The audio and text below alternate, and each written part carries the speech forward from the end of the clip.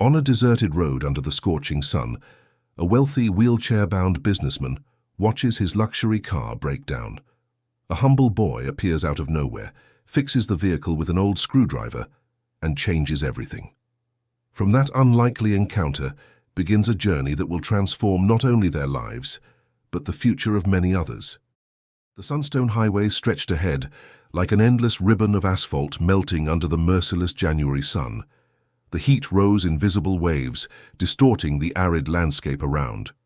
Richard Vance adjusted the air conditioning in his custom Mercedes for the 10th time, but the digital panel remained frozen, displaying an error message he had never seen in his 3 years of owning the $1.5 million vehicle. 52 years old, a wheelchair user since a paragliding accident at 35, Richard had built an empire in the assistive technology industry. His company, Vance Tech, developed software and hardware that made life easier for people with disabilities, and he was known not only for his business acumen, but also for the coldness with which he conducted business and relationships. For Richard, everything in life had to be controllable, predictable, measurable. Emotions were unnecessary variables in his equation for success. But there on that deserted highway between Chicago and Joliet, Richard Vance was completely out of control. The silent hybrid engine simply wouldn't respond. His cell phone had no signal. The GPS was dark. And the heat, that infernal heat, was beginning to seep into the vehicle as the cooling system collapsed along with all the onboard technology. Richard pressed the start button once more. Nothing. He tried to reboot the system. Nothing. His fingers, normally so precise on keyboards and touchscreens, trembled slightly with frustration. He, who always hired the best mechanics, the most qualified engineers, the most experienced technicians, was there, vulnerable, at the mercy of fate. It was then that he heard the sound of footsteps on the sandy shoulder of the road. He turned his head and saw a small figure approaching. A boy. He couldn't have been more than 9 or 10 years old, too thin for his age, wearing a faded Chicago Bulls t-shirt that had once been white but was now an indefinite gray. His face was covered in dust, his feet were bare, his fingernails were dirty with grease. In his hands, he held an old coffee can, filled with coins that jingled with every step. The boy stopped a few feet from the car, hesitant. Richard lowered the window, and a gust of hot air invaded the vehicle. "Spare some change, mister?" the boy said softly, almost ashamed. "I can fix your car." Richard let out a laugh. It wasn't a malicious laugh, but it was certainly incredulous. A barefoot, dust-covered kid wanting to tinker with a custom hybrid Mercedes-Benz with cutting-edge technology? The situation bordered on the absurd. "Look, kid, this car isn't like the others. It's fully customized. It has electronic systems that—" "I know how to work on them, sir," the boy interrupted. And there was something in his dark eyes, a mixture of determination and urgency, that made Richard fall silent. "My dad had a garage. Before we lost everything, I've been learning since I was little." Richard was about to say no. He was going to dismiss the boy with a few coins and continue waiting, perhaps until nightfall, until someone else passed by. But something in that gaze, in that improbable confidence coming from someone so young and in such a precarious situation, made him hesitate. "All right," Richard said, more out of curiosity than real hope. "You can try. But don't touch anything you don't understand, deal?" The boy nodded vigorously and placed his can on the ground carefully, as if it were a treasure. He approached the hood and waited. Richard, from inside the car, activated the release latch. The hood rose with a soft hydraulic hiss. What happened next left Richard completely perplexed.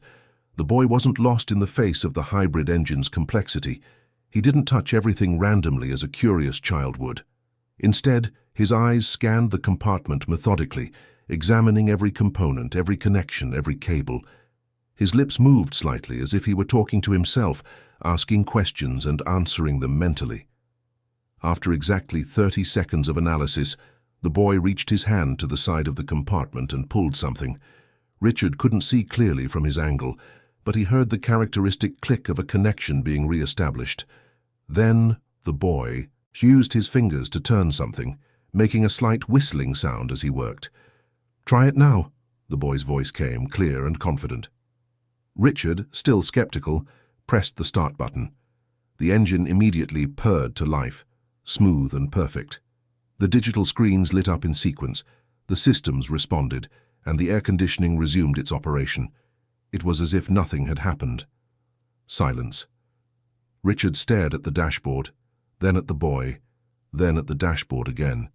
His rational mind, trained to find logical explanations for everything, refused to accept that it had been that simple. How? Did you do that? Richard asked, still stunned. The boy wiped his hands on his t-shirt, leaving even darker streaks of grease. It was just the auxiliary battery cable, sir. It came loose because of the heat, you know, expansion. And there was a stuck ventilation valve locking up the cooling system, so the onboard computer went into safety mode and wouldn't let the car start. My dad always said these new cars are really smart, but sometimes it's just a silly little thing that freezes everything up. Richard continued to stare at the boy. His entire life had been built around specialists, expensive consultancies, high-tech solutions. He had paid a fortune for the customization of that vehicle, had a premium maintenance contract with the dealership, and technicians on call 24 hours a day. And here was a 9-year-old boy, barefoot and covered in dust, who had identified and solved the problem in less than a minute with disconcerting simplicity. "What's your name?" Richard asked, and for the first time in a long time, there was something different in his voice, a softness he didn't recognize in himself. "Gabriel, sir, Gabriel Miller. I'm 9. I live over there." The boy pointed vaguely towards a cluster of makeshift houses visible in the distance, beyond the fence that bordered the highway. "And you learned all this from your father?" The boy's expression changed. The confidence of a few seconds ago gave way to something darker, sadder. "Yes, sir. My dad was the best mechanic in Mill Creek. Everyone took their cars to him. But then he got sick, couldn't work for a long time, and we lost the garage, lost the house too. Now we live over there." He paused. "He can't work anymore. So I help my mom. I ask for change here on the highway. Sometimes I fix things, do odd jobs." Richard felt something strange in his chest, a tightness, a discomfort. He who had always avoided emotional involvement, who kept a distance from sad stories, who believed that everyone was responsible for their own luck, suddenly found himself confronted with the raw vulnerability of this boy who, despite everything, had pride in his eyes when he spoke of his father. "How old were you when you learned to work on cars?" "About 5, I think."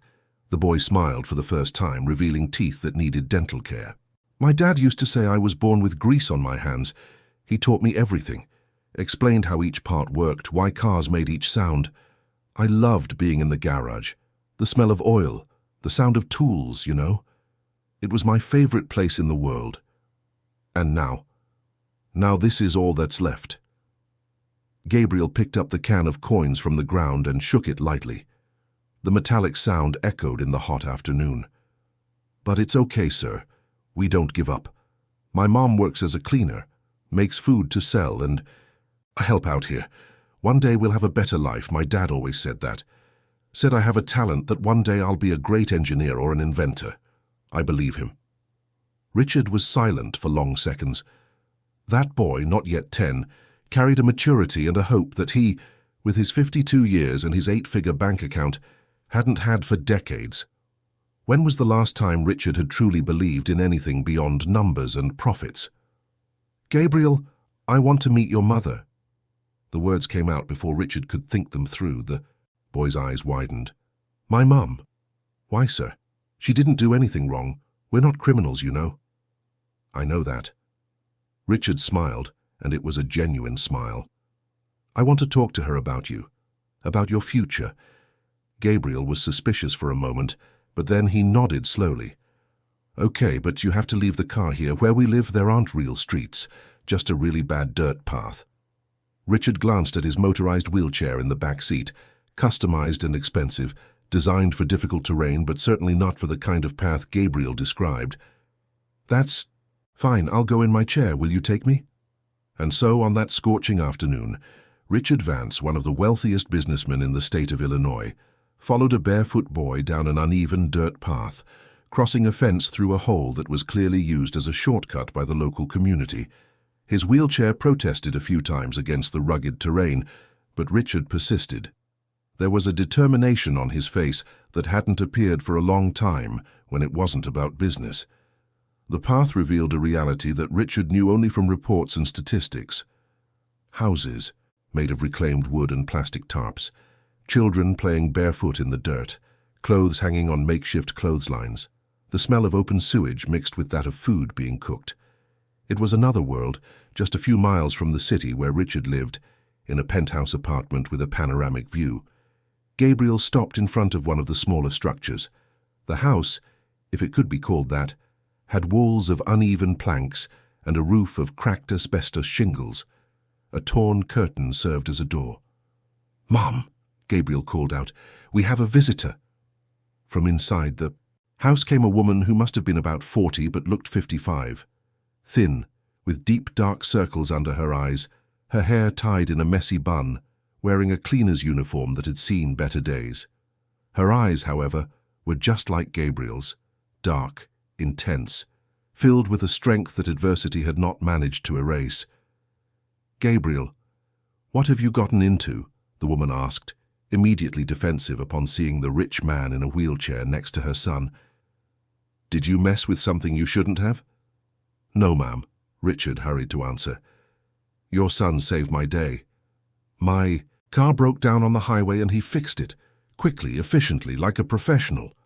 The woman looked at Gabriel, then at Richard, clearly not understanding where this was going. "My name is Lucy. Lucy Miller. Sorry about the mess. I wasn't expecting company. If I had known, I would have—" "You don't need to apologize," Richard interrupted gently. "I'm the one who should apologize for invading your home without warning, but I needed to speak with you about Gabriel." In the following minutes, sitting on makeshift stools made from produce crates under a patched-up awning that offered partial shade from the relentless sun, Richard told her everything that had happened on the road. He spoke of how impressed he was with the boy's ability, his maturity, his technical knowledge. And then, before he could think too much about what he was about to propose, the words came out. "I want to offer Gabriel a full scholarship at one of the best technical schools in the region. He has a talent that cannot be wasted." Lucy was paralyzed. Her eyes filled with tears instantly. "Are you kidding me, sir? Why would someone like you want to help us?" "Because your son has a gift," Richard said, and there was absolute conviction in his voice. "Because I've spent my whole life surrounded by people with expensive degrees and impressive resumes, but I've rarely seen someone with the practical intelligence and genuine passion that I saw in Gabriel's eyes today. Because it would be a crime to let so much potential go to waste. But we can't afford it, sir. I work at 3 houses. I clean from 6 in the morning to 10 at night, but it's barely enough for food. There's nothing left over, and my husband—" She stopped, swallowing a sob. "My husband can't work anymore. His illness—" "I know," Richard raised a hand. "Gabriel told me. And that's why my offer also includes a job for you, with a proper contract, a decent salary, full benefits, at my company. We need someone to coordinate the cleaning and maintenance of our offices. It's an honest and well-paid job." The silence that followed was broken only by the distant sound of children playing and the traffic on the highway. Lucy covered her face with her hands and began to cry. These were not discreet tears. It was a cry, accumulated over years of struggle, of sleepless nights wondering how she would feed her children the next day, of whispered prayers asking for an opportunity. Just one chance. Gabriel hugged his mother, and for the first time, Richard saw tears in the boy's eyes too. But they were different tears. They were tears of hope. "I don't know what to say, sir," Lucy finally managed to speak, her voice choked. "Why are you doing this? You don't even know us." Richard was silent for a moment, looking around at the precarious community, thinking of his own life of luxury and isolation. "Maybe I'm doing this for myself too," he admitted honestly. "I've spent years believing the world is a cold, calculating place, that only results and profits matter. But today, on that highway, your son showed me something I had forgotten. He showed me that genuine kindness still exists, that talent is wasted for lack of opportunity. And he made me realize that I have the resources to change that, at least for one person. at least for Gabriel. Lucy wiped her tears with the sleeve of her uniform. If you're serious, if this isn't some kind of cruel joke, then I accept, but only if you promise me one thing. You can say it. Promise me you'll take good care of my boy, that you'll protect him, that you won't let this hard world break the light he has in his eyes. Because Gabriel, he's special. He always has been. And I'm afraid that out there in the world of the rich he'll lose that, lose who he is. Richard looked at Gabriel, at that 9-year-old boy who had fixed his car with an old screwdriver and a few seconds of analysis. A boy who asked for change on the highway but spoke of dreams of being an engineer. A boy who knew misery but maintained hope. A boy who in a few minutes had shaken all the certainties of a man who thought he had seen it all. "I promise," Richard said, and he felt he was making a promise not just to Lucy and Gabriel, but to himself. "I will protect him. I will help him grow without losing that essence, and if you'll allow it, I'd like to be more than an anonymous benefactor. I'd like to be present, to follow his progress, to be—" He hesitated, searching for the right word. "To be a constant presence in his life." "Like a godfather, sir?" Gabriel asked, his eyes still shining with unshed tears. "Yes," Richard smiled, "like a godfather." That afternoon, as the sun began to set on the horizon, painting the sky in shades of orange and pink, an unusual pact was sealed. There were no signed contracts, only words and handshakes. But there was something stronger than any document. There was renewed hope in 3 hearts that, for different reasons, had forgotten what it was to truly believe in change. Richard returned to his car as night was falling, guided by the light of a flashlight Gabriel held. As they parted, the businessman handed the boy a business card and an envelope he always carried for emergencies, containing enough cash for the family to get by for the next few months. "Monday morning at 8 o'clock, meet me at the address on the card," Richard said. "We'll sort out all the details. The school, your mother's job, everything." "And Gabriel?" "Yes, godfather?" The boy said the word timidly, testing it out.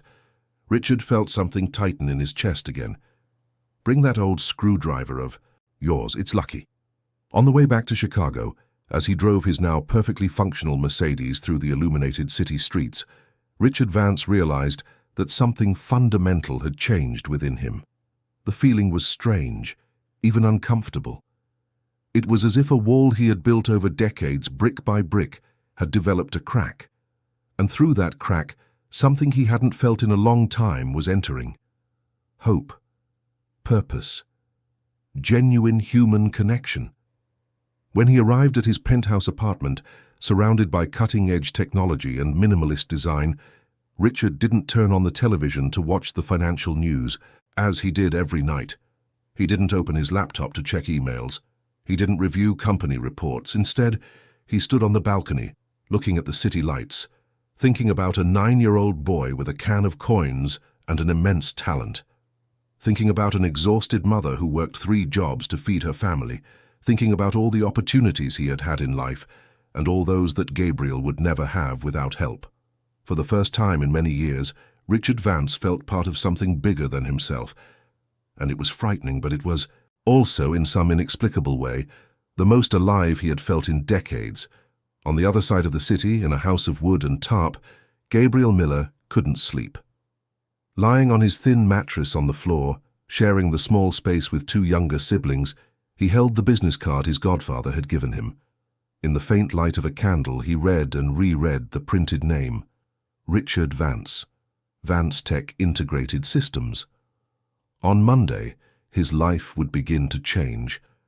And although he was just a child, Gabriel sensed that their meeting on the highway had not been a coincidence. It was destiny.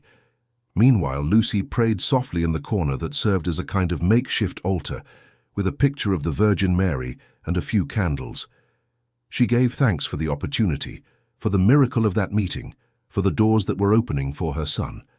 But she also asked for protection so that Gabriel would not lose his essence, his kindness, his simplicity, when he entered that world so different from theirs. And so ended that day that would change 3 lives forever, a day that had begun with a broken-down car on a deserted highway, and ended with promises made, hopes renewed, and an unlikely bond formed between people from completely opposite worlds. None of them yet knew how many challenges lay ahead, how many trials they would have to face, how many times their convictions would be tested. But that night each of them slept with something precious they hadn't had in a long time. They slept with hope for tomorrow. If this story interested you, don't forget to subscribe to our channel and tell us what city you're watching from. Continuing, Monday dawned differently for the Miller family. Lucy woke up before 5 in the morning, as she always did, but this time it wasn't to rush off to the houses where she worked. It was to prepare Gabriel for the most important day of his life. She had washed and ironed his best clothes the night before, a pair of jeans that were already too small, and a blue polo shirt she had received from a church donation. It wasn't much, but it was the best they had. Gabriel bathed in a basin, using water heated on the camp stove, and dressed carefully. His hands trembled a little as he buttoned his shirt. It wasn't exactly fear. It was a mixture of anxiety and excitement that made his heart beat faster. He picked up his old backpack, patched several times with different colored fabric scraps, and placed inside the new notebook his mother had bought with the money his godfather had given them, 3 blue ballpoint pens, and the screwdriver his father had used for years in the garage. His father was awake too, sitting in the makeshift wheelchair they had built from old bicycle parts. Anthony Miller was only 43, but he looked much older. The illness that afflicted him, a combination of spinal problems and neurological complications that doctors had never been able to fully diagnose due to a lack of resources, had stolen his ability to walk and work. But it hadn't stolen his pride as a father. "Come here, son," Anthony called in a hoarse voice. Gabriel approached, and his father held his hands tightly. "You're entering a new world today. You'll meet different people, learn things I could never teach you, but never, ever forget who you are. Never be ashamed of where you came from. That screwdriver in your backpack, it represents every screw I've tightened in my life, every engine I've fixed, every customer who left my garage satisfied. That's our history, Gabriel, and there's nothing in this world more valuable than that." "I won't forget, Dad," Gabriel promised, feeling tears burn his eyes. "I'll make you proud." "I'm already proud, son. I have been since the day you were born." They took 3 buses to reach the address Richard had indicated. The Vanstech office was in a modern commercial tower on Michigan Avenue, with a mirrored glass facade that reflected the blue morning sky. When they entered, the lobby with its soaring ceiling, decorated with contemporary art and Italian marble floors, both Lucy and Gabriel felt completely out of place. The people passing by were all dressed in expensive suits and elegant dresses, carrying leather briefcases and talking on state-of-the-art cell phones. A uniformed security guard approached with an expression somewhere between curious and suspicious. "Can I help you?" Before Lucy could answer, a familiar voice echoed from the other side of the hall. "Gabriel, Lucy!" It was Richard, impeccable in his Italian-tailored grey suit, navigating his motorized wheelchair with expertise among the hurried executives. Beside him was a woman in her mid-30s, with dark hair tied in a professional bun, wearing a navy blue suit and holding a folder of documents. "I'm glad you made it," Richard smiled warmly. "This is Helen Martin, my executive assistant. She'll take care of all the paperwork today." Helen extended her hand first to Lucy, then crouched down to be at Gabriel's eye level. "It's a pleasure to meet you, Gabriel. Mr. Vance hasn't stopped talking about you since Friday." She smiled, and it was a genuine smile. "I'm very curious to meet the boy who fixed the most complicated car in the fleet." The next few hours were a whirlwind of new experiences. First, they went to a meeting room on the 23rd floor with a panoramic view of Chicago. There, Helen explained all the details of the scholarship Richard was offering. Gabriel would be enrolled in the Midwest Technical Institute, one of the most respected technical schools in the greater Chicago area, known for its rigorous program in mechanics, electronics, and engineering. The tuition, which normally cost $3,000 a month, would be fully paid by Richard's company. In addition, Gabriel would receive a full uniform, school supplies, a transportation pass, and a monthly allowance for meals. For Lucy, the terms were equally surprising. She would be hired as the General Services Coordinator at Vance Tech with a salary of $4,000 a month, meal and transportation vouchers, a health plan for the whole family including coverage for Anthony's treatments, and a full benefits package. She would start the following week after a training period. When Helen finished explaining everything, Lucy was crying again, trying in vain to wipe away the tears that wouldn't stop falling. Gabriel, sitting beside her, held her hand tightly. "I don't know how to thank you, Mr. Vance," Lucy managed to say between sobs. "This is more than I've ever dreamed of in my entire life." "Then don't thank me," Richard replied softly. "Thank your son's talent. He's the one who deserves all of this." At 9:30 in the morning, Richard personally took Gabriel to the Midwest Technical Institute. The school was located in Gary, Indiana, and was an impressive complex of modern buildings with state-of-the-art laboratories. When they entered the administrative building, Gabriel was speechless at the facilities. There were workshops equipped with tools he had only seen in magazines, high-end computers, rooms with automotive diagnostic equipment that cost more than many houses. The director, Dr. Mary Campbell, a woman in her 50s with red-framed glasses and a welcoming smile, received them in her office. "Mr. Vance, it's always a pleasure to have you. And this must be young Gabriel." "He's the one," Richard said with evident pride in his voice. "A natural talent for mechanics. I'm convinced he will be one of the best students you've ever had." Dr. Campbell looked at Gabriel attentively. The boy was visibly nervous, fidgeting with the straps of his patched backpack, but there was determination in his eyes. "Gabriel, you know our school has a very demanding program, don't you? The students here are between 15 and 18, all in the technical high school program. You, at 9, will be by far the youngest. You'll have to study very hard, be very dedicated. Do you think you can do it?" "I can do it, ma'am," Gabriel replied firmly. "My dad taught me that when you really love something, it doesn't matter if it's hard. You find a way." The director smiled, clearly impressed. "All right, let's do this. You'll start by attending the practical classes in basic mechanics and electronics, on Mondays, Wednesdays and Fridays from 3 to 6 in the afternoon.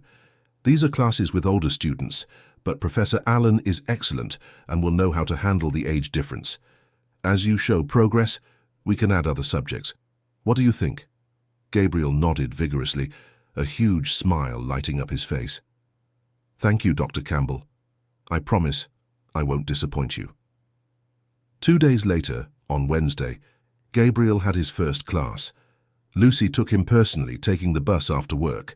She left him at the school gate at 2:45, 15 minutes before the class started, and held his face in her hands. "Remember what your father said. You are capable. You are smart. Don't let anyone make you feel small. Understand?" "I understand, Mom." But when Gabriel entered the classroom, he realized his mother's words would be harder to follow than he imagined. The room was full of teenagers, most between 15 and 17. Some had their backs turned, talking in groups. Others were on their phones. When Gabriel walked in with his new uniform but carrying that old colorful backpack, the room fell silent. "Hey guys, did you see that?" one of them said loudly. "I think the preschool teacher got the wrong room." Laughter erupted. Gabriel felt his face flush, but he walked to an empty desk at the back of the room and sat down, trying to ignore the comments that continued. "Dude, look at the size of that kid. Whose son is he? I bet it's one of those affirmative action deals. Must have connections. Look at his backpack, all patched up. Probably got it from the trash." Gabriel lowered his head, pretending to look for something in his backpack to hide the tears that threatened to fall. But then the door opened, and a tall man in his 40s with graying hair and a serious expression entered the room. It was Professor Henry Allen, and his immediate presence silenced the class. "Good afternoon," he said, his deep voice echoing in the room. "I see we have a new student, Gabriel Miller, correct?" "Yes, sir," Gabriel replied, standing up politely. "Pleasure to meet you, Gabriel. You may be seated." The professor paused, looking at the class. "And as for the rest of you, I hope you have more class than you just demonstrated. In this room, what matters is what you can do, not your age or where you come from. Is that clear?" Murmurs of agreement echoed through the room, but Gabriel could still feel the disdainful stares fixed on him. He knew the professor's words wouldn't magically change the opinion of those older boys. The class began with basic theory on combustion engines. Professor Allen explained clearly, drawing detailed diagrams on the whiteboard, describing the function of each component. Gabriel absorbed every word, every concept. Some things he already knew from his father's garage. Others were new, but made immediate sense when connected to what he already knew. After 40 minutes of theory, the professor announced, "All right, now for the practical part. You'll work in pairs. Each pair will receive a small outboard motor with a defect. You have 40 minutes to diagnose the problem. You can't start the engine, only visual and tactile analysis. Let's see who can do it." The professor began to form the pairs, and Gabriel realized with a knot in his stomach that he would be left alone. There was an odd number in the class, but then the professor said, "Gabriel, you'll be with Vincent." Vincent was a tall, thin boy with long hair and a perpetually bored expression. "Oh, come on, Professor," Vincent complained. "Seriously, I have to be partners with the baby?" "It's precisely because of that attitude that you're failing 3 subjects, Vincent," the professor replied dryly. "Maybe working with someone who actually cares about learning will do you some good. Now go get your motor." Vincent grumbled but obeyed. When he returned with the small, old, oil-stained motor, he placed it on the workbench in front of Gabriel with a thud. "You can do it yourself, kid. I'm not in the mood." Gabriel looked at the motor. It was an old model, probably from a fishing boat. It had several exposed components and a strong smell of fuel mixed with sea air. He began to examine it methodically, as his father had taught him. First, he checked the external connections. Then he observed the condition of the metal parts, looking for corrosion or wear. He used his fingers to feel the tension of the springs, the firmness of the connections. At 15 minutes, while other pairs were still at the beginning of their analysis, Gabriel found the problem. The carburetor was clogged with crystallized old fuel residue, and there was also a microscopic crack in the fuel line that was letting air in, preventing the ideal mixture from forming. "Vincent, the problem is here," Gabriel said, pointing. "The carburetor needs to be cleaned, and this hose here is cracked. That's why the engine doesn't work right." Vincent glanced over without much interest. "Yeah, whatever. Tell the professor then." But it was another pair's turn to present. Gabriel waited, observing the other attempts. Some groups got close, identifying parts of the problem. Others were completely wrong. When his turn came, Gabriel went to the professor's bench and clearly explained everything he had found, using technical terms he had learned from his father. Professor Allen listened in silence, then checked the motor himself. When he looked up, there was genuine surprise in his eyes. "Gabriel, this is perfect. You've identified not only the main problem, but also a secondary one that half of the final year students wouldn't have noticed. How did you learn this?" "My dad was a mechanic, sir. He taught me since I was little." The professor nodded slowly. "Your father was an excellent teacher, it seems." He turned to the class. "This is the correct diagnosis. Obstructed carburetor and a crack in the fuel line. Gabriel and Vincent, congratulations. Full marks." The expression on the faces of the other students was a mixture of disbelief and, in some cases, something that looked like grudging respect. Vincent, who had done absolutely nothing, had a wide grin on his face, happy for the easy grade. But Gabriel didn't care. He felt a wave of pride. He had proven he could be there, that he deserved this opportunity. However, when the class ended and he went out to wait for his mother at the gate, 3 of the older boys from the class cornered him in the empty courtyard. The leader of the group was a boy named Douglas, 16, athletic, and clearly used to being popular. "Look at this, guys. The baby thinks he's smart," Douglas said with disdain. "He must have memorized the answers beforehand. I bet someone told him." Gabriel tried to walk past, but they blocked his way. "I studied, that's all." "Studied, huh?" Douglas laughed. "Or did your rich godfather buy you the answers? Everyone knows you're only here because some rich guy is backing you. Without that, you wouldn't even get past the front gate." Gabriel felt anger boiling inside him, but he remembered his mother's words. "Don't let anyone make you feel small." "I deserve to be here as much as anyone, and I'll prove it every day if I have to." "Oh yeah? "Let's see how long you last, kid." Douglas pushed Gabriel's shoulder as he passed, knocking him slightly to the side. The other two laughed and followed Douglas. Gabriel stood there for a moment, his heart racing, his hands shaking. Not from fear, but from indignation. It was unfair. He hadn't chosen to be born poor. He hadn't chosen to need help, but he had chosen to work hard, to study, to do his best. Why wasn't that enough for those boys? When his mother arrived 20 minutes later, out of breath from running from the bus stop, she immediately noticed something was wrong. "How was it?" she asked, examining her son's face. It was good, Mom," Gabriel lied, forcing a smile. "I got full marks on the practical activity."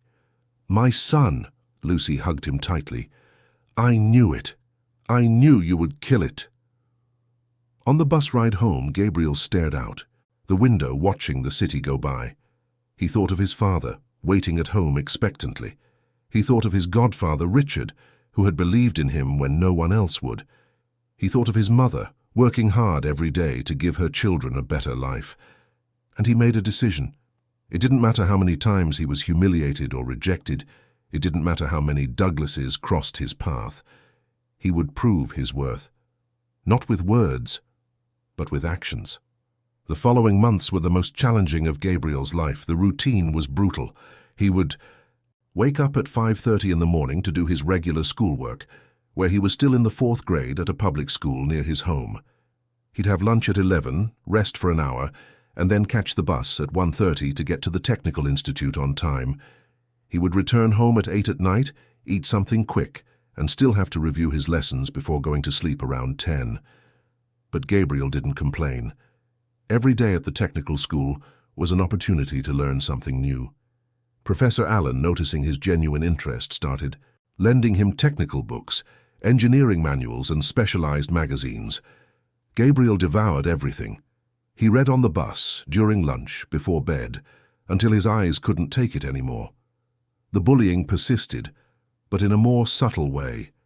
No one confronted him directly anymore, after Professor Allen made it clear he wouldn't tolerate such behavior.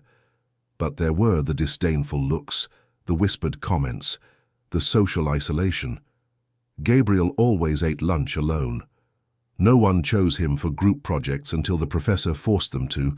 His patched backpack was a constant target of discreet jokes. But then came the day that would change everything. It was a Friday, 3 months after Gabriel had started at the institute. The day's practical class was considered one of the toughest of the semester. The challenge, to completely disassemble a 4-cylinder diesel engine, identify all the parts, diagnose the problem, and present a solution. The time limit was 2 hours. The students gathered around the workbenches in groups of 4. Gabriel, as always, was left alone at a bench. The professor, noticing this, was about to redistribute the groups when Gabriel said, "Professor, can I do it alone? I want to try." Professor Allen hesitated. "Gabriel, this engine has over 200 individual parts. It's a lot for one person." "I know, sir, but I want to try, please." Something in the boy's determination made the professor give in. "All right, but if you need help, don't hesitate to ask." The timer started. The other groups worked methodically, dividing tasks, consulting manuals, taking notes. Gabriel started differently. He stood still for almost 3 minutes, just observing the engine from every possible angle, his eyes scanning every component, every connection. Then, with sure and precise movements, he began to disassemble it. His hands worked with a speed and confidence that seemed impossible for someone so young. Every bolt he removed was placed in a separate container, organized by size and function. Each disassembled part was placed in sequence on the workbench, creating a sort of 3-dimensional map of the engine. He didn't consult any manual. He didn't take notes. It seemed he had a complete diagram in his head.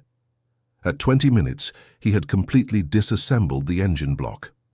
At 35, he had identified the problem: a seized secondary piston due to inadequate lubrication, causing excessive friction and overheating. At 45, he had written a detailed report on the solution, including the exact type of lubricant needed, the cleaning and reassembly procedure. and even suggestions for preventive maintenance to avoid the problem in the future. When Gabriel said, "I'm done," the entire class stopped. He had completed in 45 minutes what normally took 2 hours for groups of 4. Professor Allen approached skeptical, but as he reviewed the work, his expression changed from suspicion to absolute amazement. This is perfect," the professor murmured. "Gabriel, how did you do this so quickly? How do you know all these details?" "My dad taught me, sir. And I read a lot. Books, manuals, articles. Everything you lend me, I read 2, sometimes 3 times. The professor was silent for a moment, then turned to the class. "Students, stop what you're doing and come here. I want you to see this." Reluctantly, the group stopped their work and gathered around Gabriel's bench. The professor explained in detail what Gabriel had done, using his work as a perfect example of automotive diagnosis. "This is the standard I expect from you. Methodical analysis, deep technical knowledge, and impeccable organization." Gabriel achieved in 45 minutes what some of you couldn't in a full day, and he's 9 years old. The silence that followed was heavy.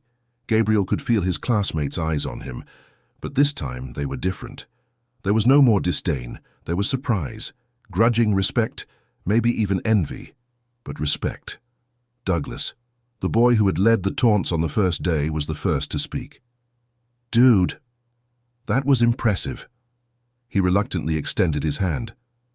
"Sorry for the crap I said before. You're the real deal." Gabriel looked at the outstretched hand, then at Douglas's face. For a moment he thought about rejecting it, about leaving the boy hanging as punishment for the humiliations. But then he remembered his father's words, "There's nothing in this world more valuable than our history." And part of that history was knowing how to forgive. Gabriel shook Douglas's hand. "It's okay. Thanks." From that day on, everything changed. Gabriel was still the youngest, still used his patched backpack, still came from a poor family. But now he had respect. He had proven, indisputably, that he deserved to be there. His classmates started greeting him in the hallways. Some even asked for help with difficult assignments, and Gabriel always helped, without arrogance, with the same patience his father had when teaching him every detail of mechanics. When he told Richard about this day, during one of the weekly calls his godfather insisted on making, the businessman was silent for a moment before saying, "Gabriel, you've understood something that took me 40 years to learn. True respect doesn't come from where you were born or how much money you have. It comes from what you do, from your character, from your skills. You've earned your place on merit, and that, my boy, is something no one can ever take away from you." That night, lying on his mattress, Gabriel took out the old screwdriver he always carried in his backpack. His father had given him that tool on the last day he worked at the garage, just a few months before everything fell apart. It was a symbol, a legacy.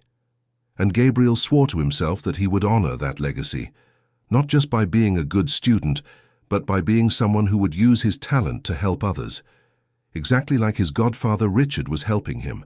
And so, chapter by chapter, day by day, Gabriel Miller was building his story. A story of overcoming adversity, of recognized talent, of earned respect. But this was just the beginning. The greatest challenges and the greatest achievements were yet to come. The months turned into a year, and Gabriel turned 10, surrounded by technical books, tools, and ever bigger dreams. The Miller family now lived in a decent housing complex in Naperville, with 2 bedrooms and running water. Lucy was happily working at Vanstech, and Anthony was receiving proper treatment for the first time in years. It was on a Thursday night, while helping his father with physical therapy, that an idea began to germinate in Gabriel's mind. Anthony was telling stories of the old garage, recalling when he was the most sought-after mechanic in the area. "You know what I miss the most, son? Being able to work with my hands, hearing the roar of an engine I just fixed." Anthony sighed. "I had a diagnostic toolkit I bought on a 2-year payment plan. It was my most precious jewel, but it was too expensive. That's why I was the only one in the area who had one. The smaller mechanics were just guessing, trying to figure out the problems. A lot of good people gave up because they didn't have the right tools. This conversation echoed in Gabriel's head for days, and then the idea crystallized. What if he could create an affordable automotive diagnostic tool, something that humble mechanics could buy without compromising their family's livelihood? The following Monday, Gabriel approached Professor Allen.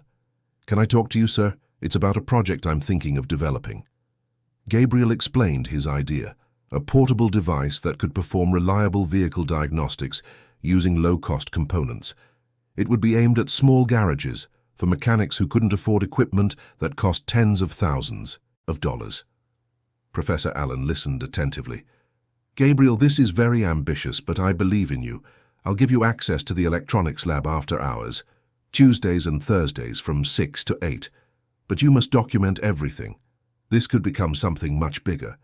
Richard, upon learning of the initiative, provided a small budget for purchasing components. The first few months were a lot of trial and error. Gabriel burned circuit boards, fried components, but every failure was a lesson. Vincent, who had become his friend, started showing up at the lab to see the progress. "Dude, you're crazy. You're 11 years old and trying to create something that even engineers can't." "That's why it's going to work," Gabriel would reply. "Engineers think too much. I just do it." At 11 years and 4 months old, after a year and a half of work, Gabriel finally had a functional prototype. The case was made of recycled plastic, the screen from a broken cell phone. But it worked. He tested it on over 20 vehicles, and all the diagnostics were accurate. When he showed it to Richard, the businessman fell silent, observing the crude but functional device. Then he picked up his phone. "I need you to come to the office tomorrow." Richard introduced Gabriel to Michael Vaughan, Vanstech's chief engineer, known for being extremely critical. Gabriel demonstrated the device on Michael's car. The diagnosis took 30 seconds. Michael then used a professional $30,000 piece of equipment. The result was identical. Michael examined the device meticulously. After long minutes, he spoke. "This is raw, crude, but functionally, it's brilliant. You've managed to do with $300 what $30,000 equipment does. For basic diagnostics, which account for 90% of problems, it's perfect." Richard smiled with pride. "So, is it worth developing professionally?" Michael looked at Gabriel. "Kid, if you agree to work with me, we can turn this into a commercial product in 6 months, sell it at a price any small garage can afford. Are you in?" Gabriel felt tears in his eyes. "I'm in, sir. But there's one condition. The profits have to help other young people like me. I want to create a project that provides scholarships in mechanics." Michael smiled for the first time. "You just got yourself a chief engineer for free." The development took 7 months. The final product was named Diag-Easy. Sleek, robust, it would cost only $1,200. But the launch would have to wait. Professor Allen had other plans. "Gabriel, I want to enter you in the National Youth Science and Innovators Fair. It's the biggest event of its kind in the country. It takes place in Washington, D.C. If you're selected, you'll present your project to hundreds of people." Gabriel felt a knot in his stomach. "I don't know if I can, Professor. You've developed something revolutionary. You can't let fear stop it. I believe in you." 3 months later, the answer arrived. Gabriel had been selected as one of the 50 national finalists. Richard paid for the whole family's plane tickets to D.C. It was their first time flying. Gabriel rehearsed his presentation dozens of times. The fair at the Walter E. Washington Convention Center left everyone speechless. The level of the projects was extremely high. Gabriel's stomach churned as he saw projects from teenagers from expensive schools. How could he compete with that?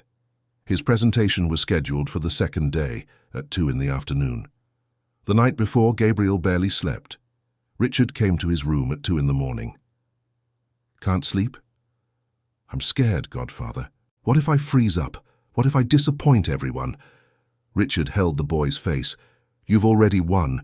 You've already proven you deserve to be here. People connect with truth, with passion. You just need to be yourself. Tell your story." The next afternoon, Gabriel walked onto the stage with trembling legs, holding his old backpack and the Diag-Easy. The audience was huge, more than 300 people. He took a deep breath and began. "My name is Gabriel Miller. I'm 12 years old. And a year and a half ago I had a problem. My father was the best mechanic in the area, but when he got sick we lost everything. And I saw a man who dedicated his life to helping people have to give up his profession, not because he lost his talent, but because he didn't have the necessary tools." The audience was in absolute silence. Gabriel continued, gaining confidence. "There are thousands of talented mechanics in America in this situation, so I decided to create a solution." He held up the Diagese. "This device costs $1,200. Any mechanic can buy it, and it works just as well as equipment that costs 30 times more." He did a live demonstration identifying 3 problems in 2 minutes. The audience reacted with awe. But this isn't just about technology. It's about democratizing opportunity. It's about allowing talented people to work with dignity. It's about giving other young people like me the chance not to give up on their dreams. When he finished, the audience erupted in applause. People stood up. Lucy was crying. Anthony was red with pride. Richard was smiling with tears in his eyes. The next few hours were a whirlwind of interviews and offers from business people, but the crucial moment came at the awards ceremony. When they announced the 3rd and 2nd place winners, it wasn't Gabriel. His heart sank. "And the winner of the applied technology category is," the presenter paused, "Gabriel Miller from Gary, Indiana, with the Diagese device." The auditorium exploded. Gabriel was frozen. Richard gently pushed him. "Go on, champ, go get your award." Gabriel walked onto the stage in shock. He received the trophy, the certificate, and a check for $20,000, but more importantly, he received recognition, the validation that his work had been worthwhile. On the flight back to Chicago, Gabriel looked out the window, seeing the city lights. A year and a half ago, he was just a boy asking for change. Now he was a nationally acclaimed inventor. Richard spoke softly. "Do you know what this means, Gabriel? That I won a competition?" "No," Richard smiled. "It means you've proven you can do anything. The sky is no longer the limit." He pointed out the window. "Because you're already flying." The 6 months following the victory were a period of intense change.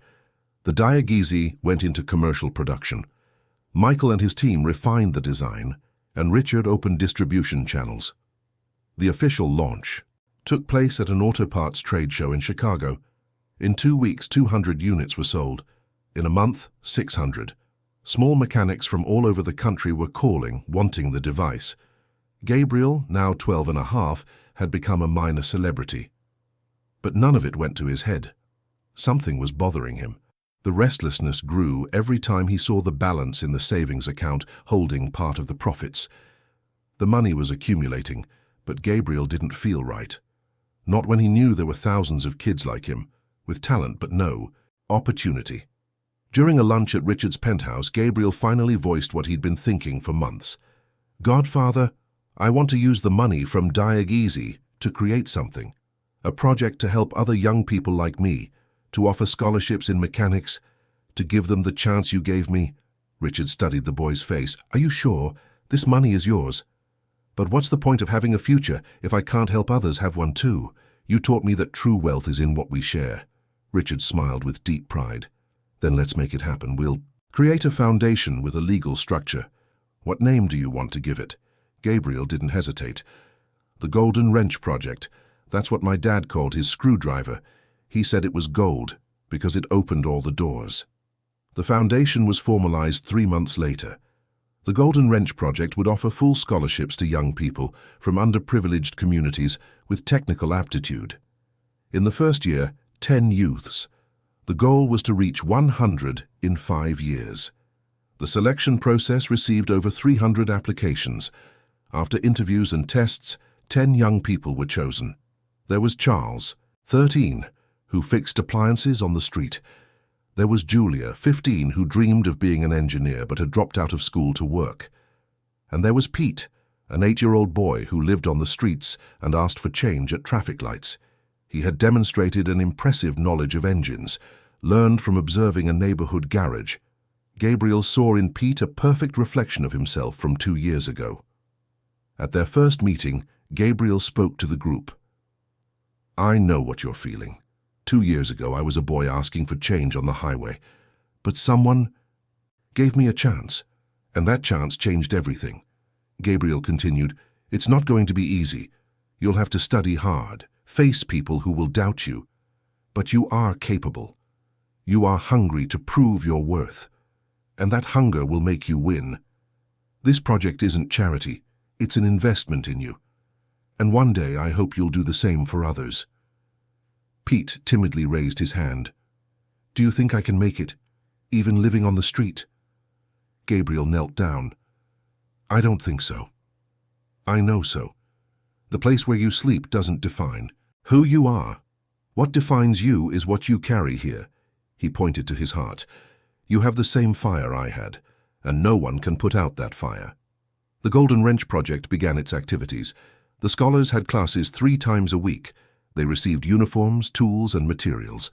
For those in precarious situations, food baskets were provided, and in Pete's case, a decent shelter. Gabriel followed each one personally, helping with questions, offering advice. The months passed and the results appeared. Charles got a job in a reputable garage. Julia resumed her studies, dreaming of creating solutions for women in the automotive field. Another boy, Miguel, developed an electronic recycling system, but Pete surprised everyone. The boy who could barely read demonstrated a natural aptitude that rivaled Gabriel's. In 6 months, he was making complex diagnoses. In a year, he was assisting Professor Allen. His transformation became a story in newspapers and on TV. The Miller family continued their own transformation.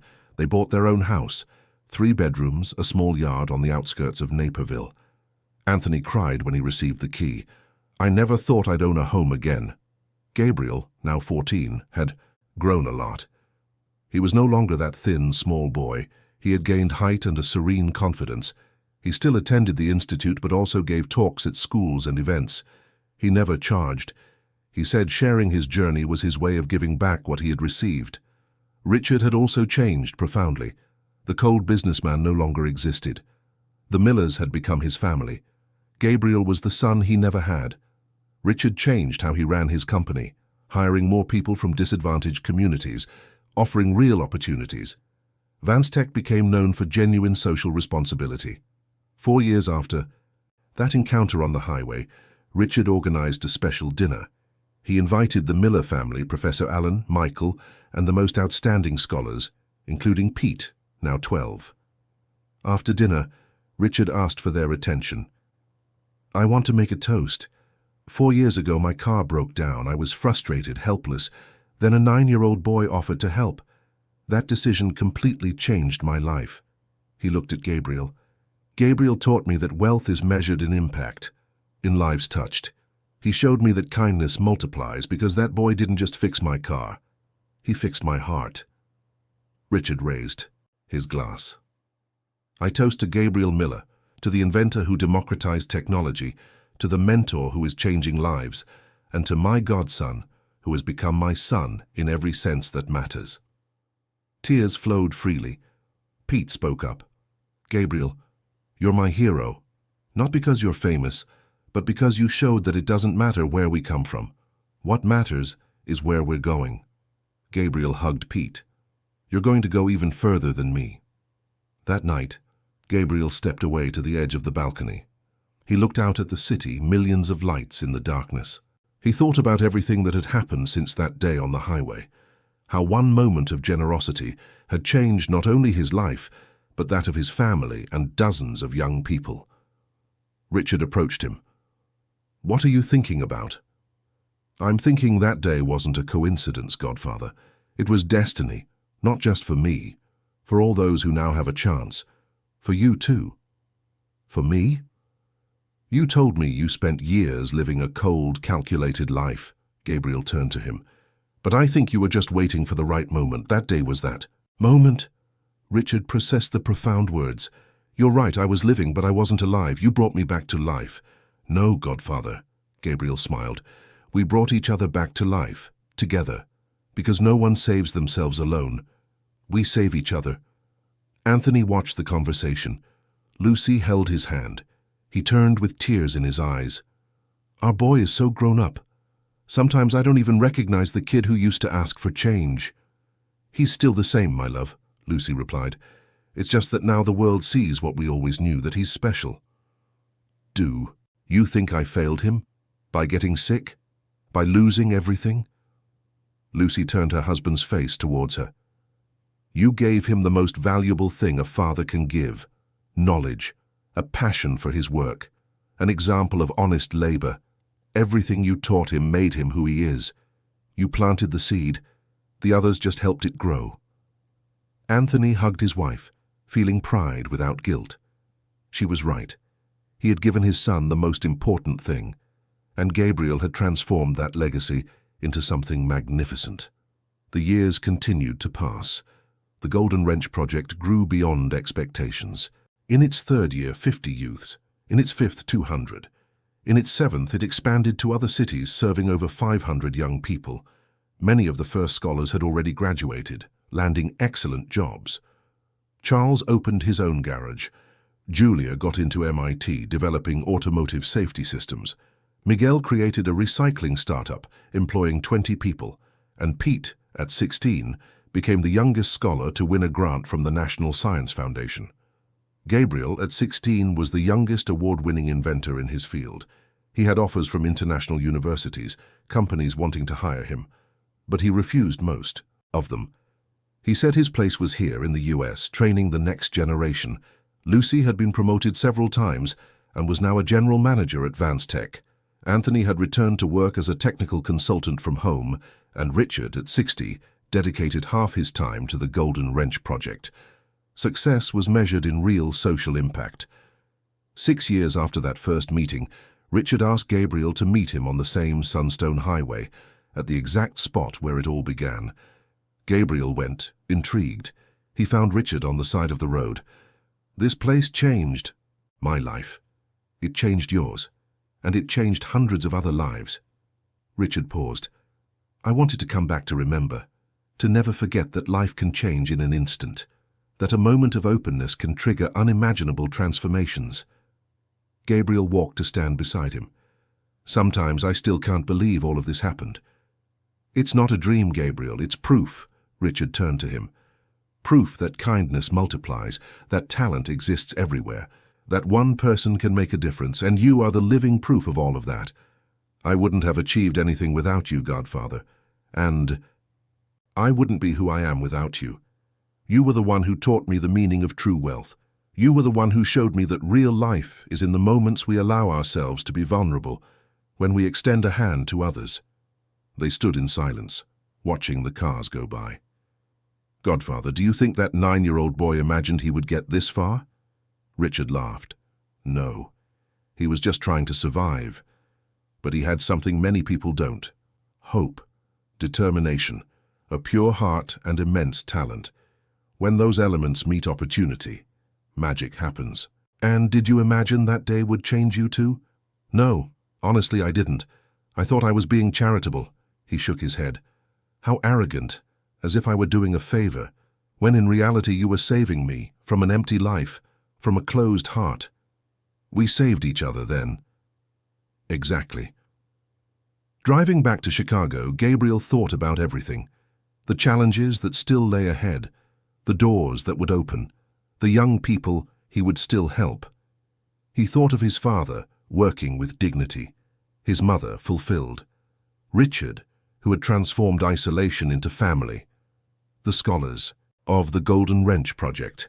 And he thought about what Professor Allen had said: a person's legacy is measured by what they enabled others to achieve. Gabriel was 16, but his legacy was already written in the hundreds of young people who now had a chance, and he was just getting started. That day on the highway 6 years ago hadn't just been the beginning of a friendship between a rich businessman and a poor boy. It was the beginning of a social transformation, of living proof that when talent meets opportunity, when kindness meets need, when hope meets action, miracles happen. And it all started with a stuck valve, an old screwdriver, and 2 hearts open to change. The rest was history, a history that proved it doesn't matter where you come from. What matters is where you're going, and what matters even more is how many people you take with you on that journey. Gabriel Miller had become much more than an inventor. He had become a beacon of hope, and that light would continue to shine, illuminating the path for countless other young people who, like him, just needed a chance to show the world what they were capable of. End of story.